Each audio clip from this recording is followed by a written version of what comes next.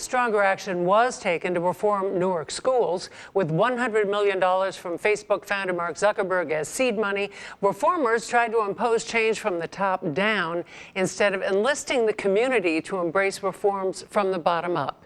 Didn't work. NJTV's One-on-One with Steve Adubato is launching a series on Newark at a Crossroads. Michael Hill reports. Newark at a Crossroads has Mayor Baraka, a former teacher and principal, telling Steve Adubato why he's eager for local instead of state control of schools. What would be different?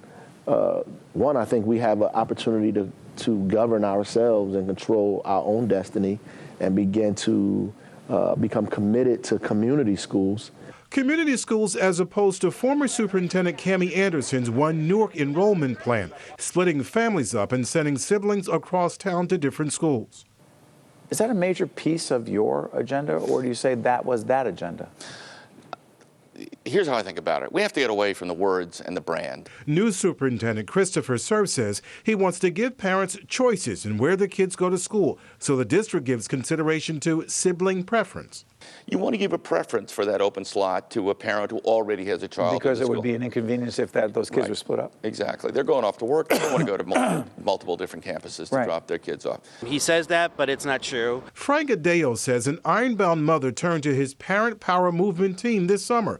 She has one child attending Oliver Street School, but another was assigned to a school across town until Adeo says he got the news media involved. We have to make our own kind of hollering and hooting and getting parents what they need. Adeo is among the skeptics that Mark Zuckerberg's $100 million donation and the matching amount have benefited Newark Public Schools.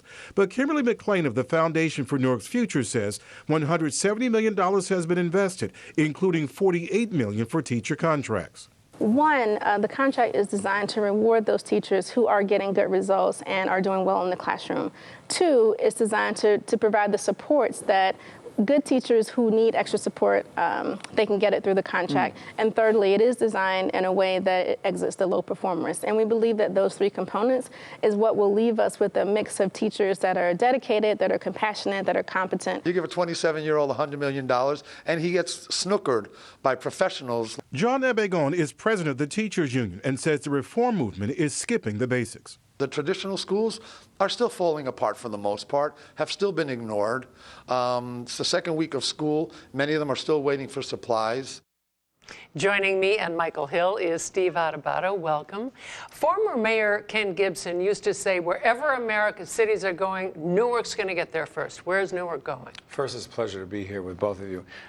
It is not clear where Newark is going, but I will tell you, there is so much going on in the city. The fact that we are here, that NJTV News is right here in the city is a big deal. The mayor said that in our interview, which is premiering tonight on NJTV. But the crime issue, the education problems, the tension between police and the community, the economic development activities, as Michael well knows, there's a lot of promise, but there are a whole lot of projects that are halfway through and you don't know what's going to happen with them. And a lot of those investors are wondering, well, what about the education situation? What about the crime situation? So people are not all the way in, but way more invested than they were just a few years ago.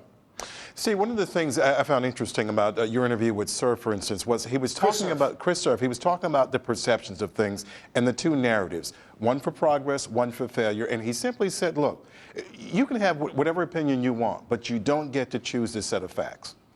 Yeah, I mean, the Chris Cerf situation is fascinating because you think Chris Cerf comes in post Cammie Anderson, and the tension is real. And the interview tonight with Mayor Baraka, he didn't hold back.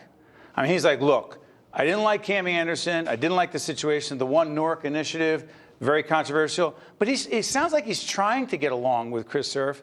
But he's asking the question, is this just a continuation of the Cammie Anderson administration? Is it Chris Christie basically want to impose his will? But here's the thing. I think there's an arrangement, and the arrangement is this. If, in fact, the city of Newark can take over local authority, again, local control of the schools, I think Mayor Baraka and others are willing to put up with whatever controversial plan they don't like, as long as after 20-plus years they can get control of the schools. What are the odds? It's been 20-plus years. I think they're going to get it. I think Chris Christie, my view, I think Chris Christie, Chris Cerf, and everyone in the political establishment, the educational establishment in Trenton, they are prepared to say, look, we haven't made as much progress as we would have liked. Let's give the city a chance again. And I think that's what's about to happen. That's why the mayor, in my view, has not been as outspoken and as critical as he otherwise might be about the educational situation. It does seem that way because if you listen to the mayor talk, you listen to Surf. Well, Surf told you right off the bat, I'm here to help give Newark local control again. That is why he's here. But look, saying it is one thing, Michael and Mary Alice, but how that actually happens, the devil is in those details. Right. Who is actually going to be in control? How that happens and when, it's not going to be pretty. But Newark is ultimately going to be in control of those 50,000 or 40 to 50,000 children. Very quickly, the series is called Newark At A Crossroads. What other arenas are you looking at?